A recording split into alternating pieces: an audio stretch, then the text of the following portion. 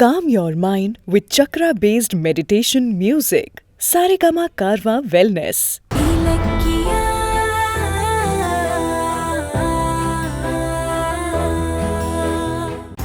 இன்னும் கொஞ்சம் தான். என்ன டீச்சர், புது ஆயம்மா வேலைக்கு சேர்ந்திருக்காங்க போல.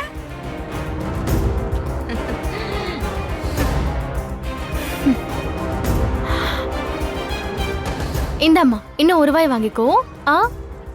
டீச்சர், நானும் பார்த்துட்டேன். இந்த ஆணவத்துல ஆடினவ, திமிர்ல குதிச்சவ, நான் தான் அறிவாளின்னு சொல்லிட்டு திரிஞ்சவ எல்லாம் கடைசியில அவமானப்பட்டு, அசிங்கப்பட்டு, கேவலப்பட்டு தான் நிக்கிறாளுங்க. என்ன சொல்றீங்க? ஆமா ஆமா, அது என்னமோ உண்மைதான். டீச்சர்னா எப்படி இருக்கணும்னு எனக்கு ஒருத்தி பாடம் நடத்தினா. அத பார்த்து ஆண்டவன் குடுத்தான் பாரு பனிஷ்மெண்ட். இப்ப ஆயம்மா வேலைக்கு அப்பாயின்மெண்ட் ஆகியிருக்கா.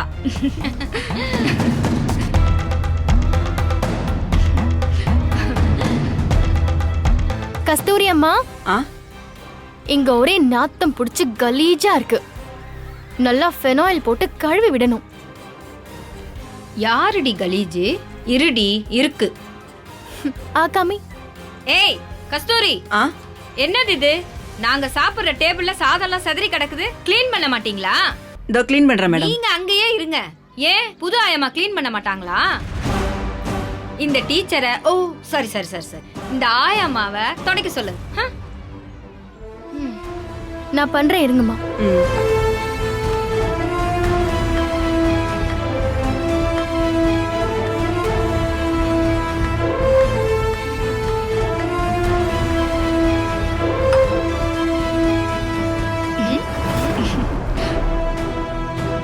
நல்லா க்ளீன் பண்ணு. வேலையில ஒரு சுத்தமே இல்ல. தொட தொட.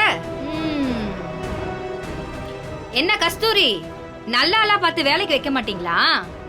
ஒரு டேபிள சரியா தொடக்க தெரியல. எப்படி இவெல்லாம்? எல்லாம் நம்ம நேரம். சில பேருக்கு ஒரு வேலையை உருப்படியா செய்ய தெரியாது. வாய் மட்டும் வண்டலூர் வர போகும். ஆயம்மா வேலைன்னா என்னன்னு சொல்லி கொடு. வாங்க டீச்சர், நம்ம போய் டிஃபன் பாக்ஸ் எடுத்துட்டு கைய கழுவிட்டு வரலாம்.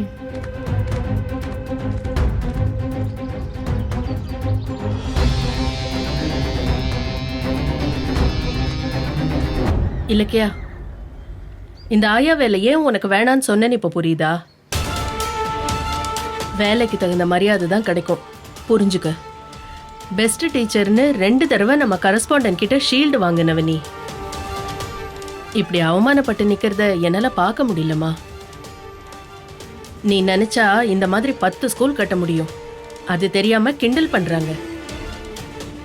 நீ இந்த ஆயா வேலை பார்த்ததும் போதும், அசிங்கப்பட்டதும் போதும். இந்த வேலையெல்லாம் உனக்கு வேணா, உடனே கிளம்பு. 2 மாசம் கழிச்சு வந்து டீச்சர் வேலைக்கு ஜாயின் பண்ணிக்கோ. போமா.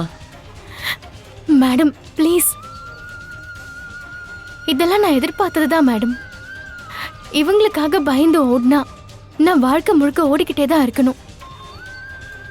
வாழ்க்கையில ஜெயிக்கணும்னு நினைக்கிறவங்களுக்கு ஒவ்வொரு அவமானமும் ஒரு வெற்றி படிக்கட்டு தான் மேடம்.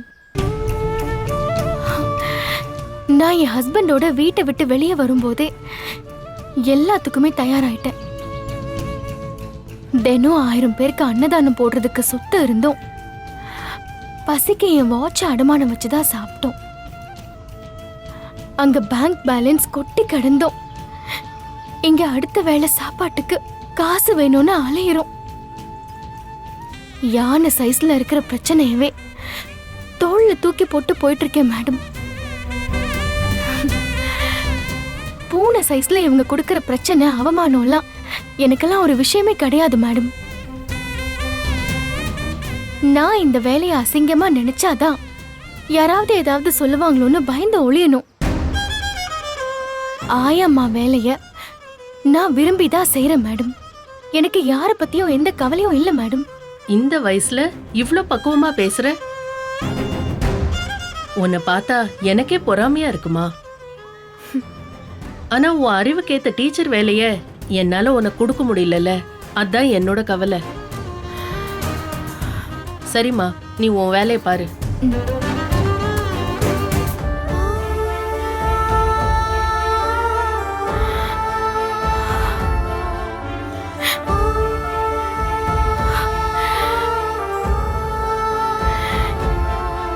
கண்டிப்பா நம்ம வாழ்க்கையில ஜெயிச்சே ஆகணும்.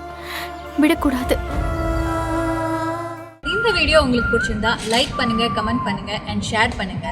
மறக்காம சரிகமா டிவி ஷோஸ் தமிழை சப்ஸ்கிரைப் பண்ணுங்க.